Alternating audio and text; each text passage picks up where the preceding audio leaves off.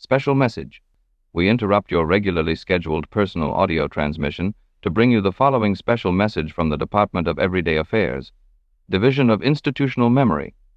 In the minutes ahead, the history of the department will be explained, along with the circumstances of its return.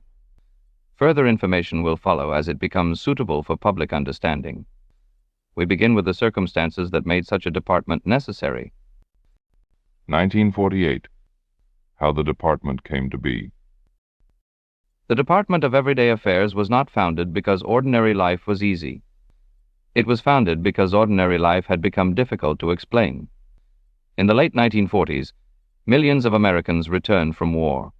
Some returned with medals. Some returned with injuries. Some returned with habits that had once kept them alive.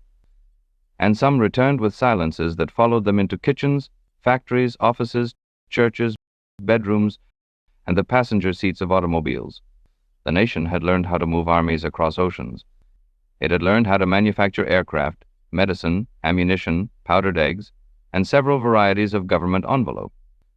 But it had not yet learned how to help a man sit quietly at breakfast without believing that the sound of a dropped spoon meant something terrible. It had not learned how to tell a child why his father sometimes stared through him. It had not learned how to tell a wife that her husband had returned home, but that certain parts of him were still overseas. The war was over. The uniforms were placed in closets. The factories changed products.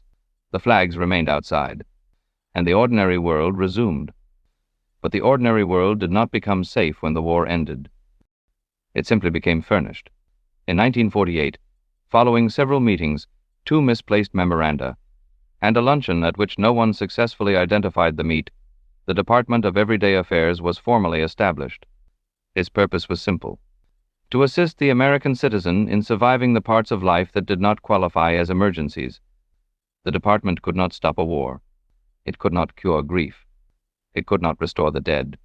But it could explain how to answer a telephone, how to return a borrowed dish, how to speak to a neighbor after an argument, how to stand in line without sparking a taxpayer rebellion, how to remain seated during an uncomfortable silence, and how to recognize that a man who appeared ungrateful might simply be very tired. These were considered small matters. The department did not agree.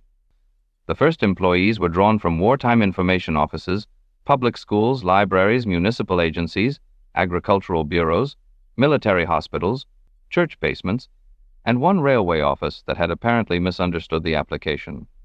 They had seen what happened when frightened people received no instruction. The department had also seen what resulted when instruction went beyond helpful to obsessive-compulsive. The department therefore adopted a careful middle position. Speak calmly. Demonstrate clearly. Do not alarm the citizen unless the air raid siren is already sounding. The 1950s. Throughout the 1950s, the department expanded. It produced films for parents, children, workers, veterans, homemakers, employers, teachers, custodians, salesmen, civil servants, and even citizens who unexpectedly pulled on a door clearly marked push. It explained the public library, the traffic light, the family dinner, the telephone, the lawn, the public bench. Department personnel guided citizens through atomic anxiety, civil defense drills, changing neighborhoods, new appliances, difficult relatives, crowded schools, and the growing suspicion that the future had arrived without a full clipboard inspection. The department helped former soldiers become fathers. It helped fathers become employees. It helped employees speak to supervisors. It helped supervisors speak to secretaries. Their children learned why daddy could no longer afford nice toys. It helped children cross streets. It helped mothers identify which noises required attention and which noises merely indicated that a child had discovered a saucepan. It helped citizens interact with police officers, librarians, mail carriers, receptionists, mechanics, doctors, bus drivers, funeral directors, and every principal variety of public worker. Its films were sometimes foolish.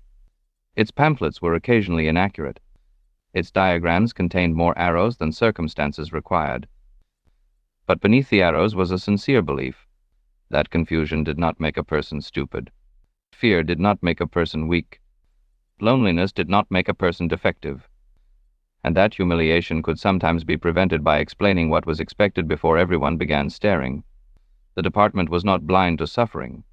It simply believed suffering should be approached in a clean shirt, with the correct form,